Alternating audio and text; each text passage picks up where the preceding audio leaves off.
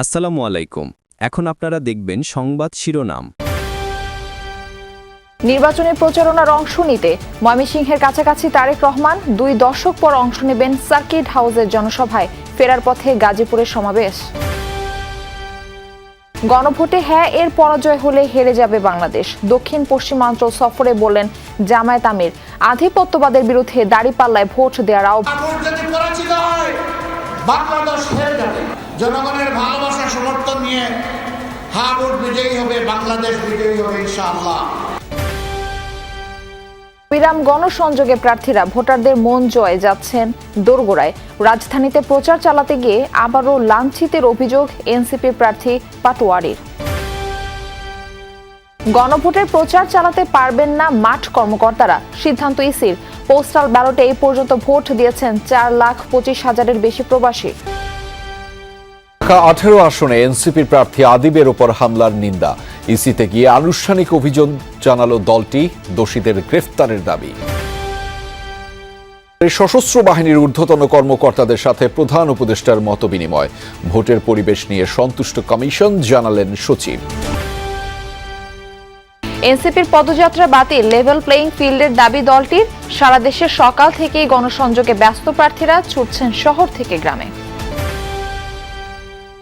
আইসিইর বিরুদ্ধে যুক্তরাষ্ট্র জুড়ে বিক্ষোভ, স্থানীয় প্রশাসনের মুখোমুখি অভিবাসন বিরোধী সংস্থা।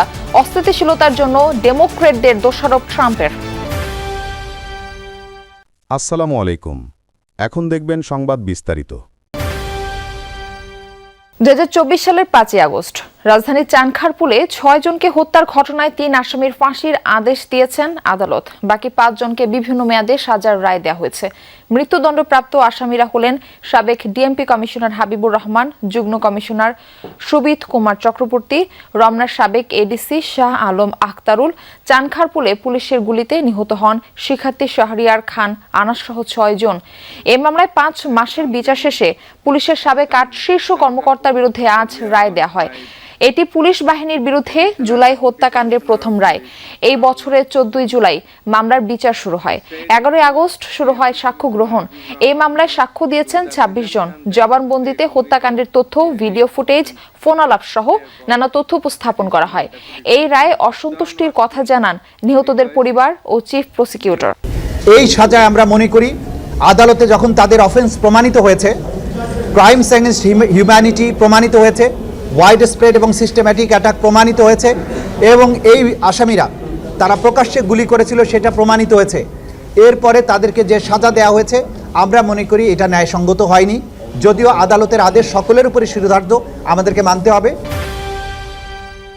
সারা দেশে আজ থেকে পাঠানো শুরু হলো পোস্টাল ব্যালট। নির্বাচনের দিন যেসব সরকারি কর্মীরা বিভিন্ন দায়িত্ব পালন করবেন তারা আগে ভাগে এই পোস্টাল ব্যালটে ভোট দিতে পারবেন। সকালে নির্বাচন ভবনে সংবাদ সম্মেলন করে কূটনীতিকদের সাথে ইসির বৈঠকের পর নানা দিক তুলে ধরেন সিনিয়র সচিব আখতার আহমেদ। বলেন, জাতীয় সংসদ নির্বাচন ও গণভোটের ফলাফল একসাথে দেওয়া হবে, তাই ফলাফল ঘোষণায় দেরি হবে। আচরণবিধি ভঙ্গে ইসি দৃশ্যমান কোনো পদক্ষেপ নেই। সাংবাদিকদের এমন প্রশ্নে কমিশন সচিব জানান, লেভেল প্লেইং ফিল্ড আছে বলেই প্রার্থীরা প্রচারণা চালাতে পারছে। তবে আচরণবিধি ভঙ্গ হলে ইলেকটোরাল ইনকোয়ারি কমিটি বা রিটার্নিং কর্মকর্তার কাছে সরাসরি অভিযোগ করার আহ্বান জানান। বলেন, ইসিতে অভিযোগ করা হলে সময় বেশি লাগবে। বিদেশে প্রবাসীরা আচরণবিধি ভঙ্গ করলে দায় ব্যক্তির। সিসির আদালত অবমাননার বিষয়ে আদালতের কোনো নির্দেশনা পায়নি ইসি, জানান।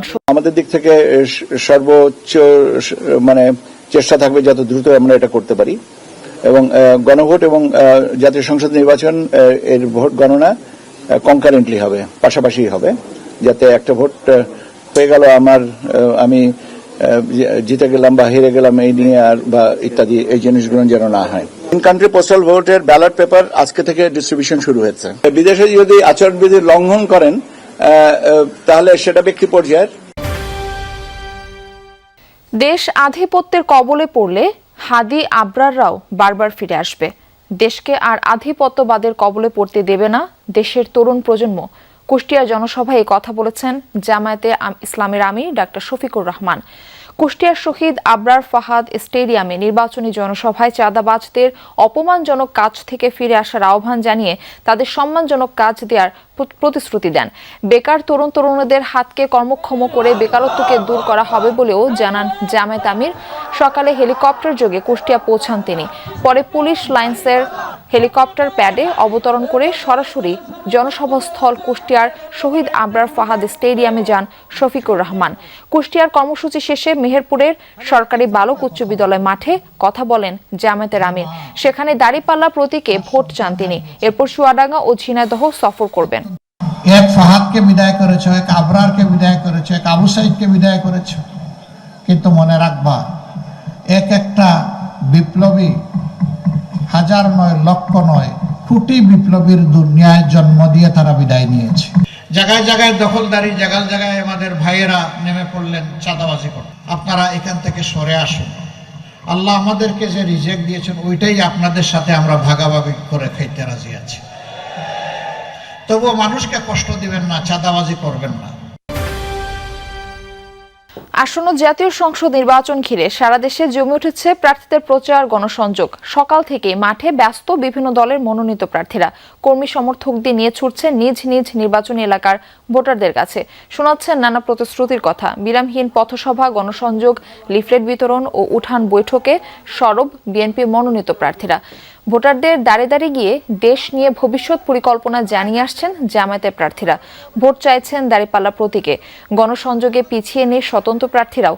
নতুন বাংলাদেশ বিনির্মাণে ভোট চাইছেন তারা।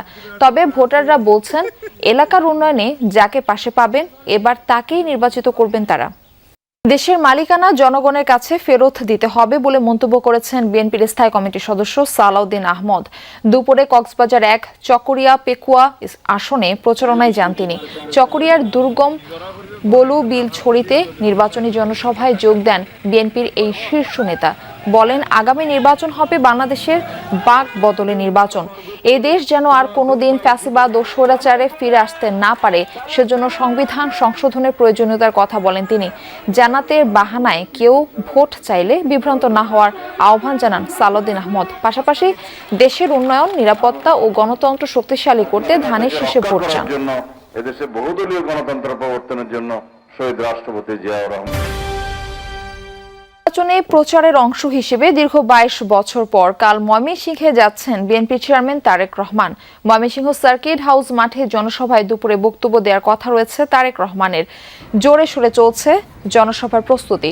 এরই মধ্যে শেষ হচ্ছে মঞ্চ তৈরির কাজ। বিএনপি চেয়ারম্যানের আগমন উপলক্ষে দলের প্রস্তুতি সভা অনুষ্ঠিত হয়েছে। তারেক রহমানের আগমন উপলক্ষে নেতাকর্মীদের মধ্যে উৎসবের আমেজ। জনসভায় যোগ দিবেন বিভাগের 4 জেলার নেতাকর্মী ও সমর্থকরা। 4টি জেলার বিএনপি মনোনীত 24 জন প্রার্থীকে জনগণের সামনে পরিচয় করিয়ে দেওয়ার কথা রয়েছে দলের চেয়ারম্যানের। সবশেষ 2003 সালের রোড মার্চ কর্মসূচিতে তারেক রহমান ময়মনসিংহে যান। অভিযানকে কেন্দ্র করে উত্তেজনার মধ্যেই এবার আইসিইর মুখোমুখি স্থানীয় প্রশাসন। আইসিইর এজেন্টদের অভিযান বন্ধের পাশাপাশি দ্রুত তাদের প্রত্যাহারে প্রেসিডেন্ট ট্রাম্পের কাছে দাবি জানিয়েছেন মিনেসোটার গভর্নর। আইসিইর সদস্যদের অপ্রশিক্ষিত বলেও আখ্যা দেন তিনি। এদিকে মার্কিন প্রেসিডেন্ট ডোনাল্ড ট্রাম্পের দাবি অভিবাসন ইস্যুতে পরিস্থিতিকে অস্থিতিশীল করে তুলছে ডেমোক্র্যাটরা।